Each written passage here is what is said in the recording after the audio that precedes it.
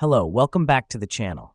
Today we'll be creating our own personal diary using Notion, a fantastic tool that's widely used for productivity and organization. First things first, let's open up Notion.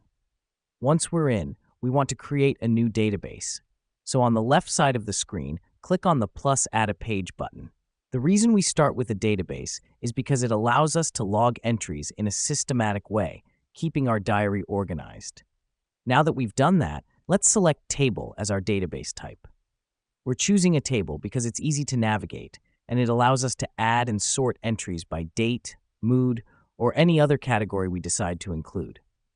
Next up, we want to customize our diary. Let's name our table Personal Diary, and then start adding some properties. For our purposes, we'll want to add columns for date, mood, and entry. This helps us because we can keep track of our thoughts and feelings over time, and we can easily find entries by searching for a specific date or mood. Now it's time to add our first entry.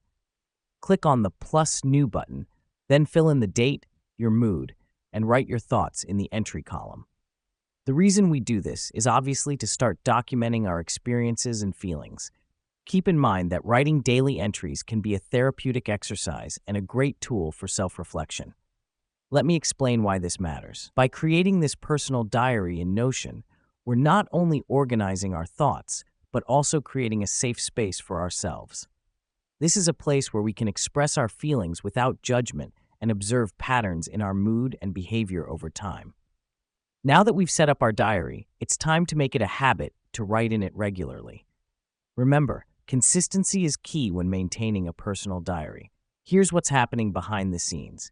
As you continue to fill up your diary, you're also building your self-awareness and emotional intelligence, which are crucial for personal growth.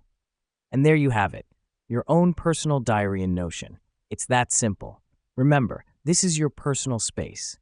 Customize it as you wish, add tags, include pictures, whatever helps you express yourself best.